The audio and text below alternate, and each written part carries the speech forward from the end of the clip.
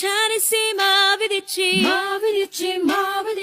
சக்கரையில் பாவு வச்சி சுக்கிரிச்சி மிளகுதிச்சி பக்குவம்மா கலந்து வச்சி அம்மனுக்கு மாவிளக்கு எரித்து வந்தும் அம்மனவே கலாயும் காக்க வேணும் சாமி.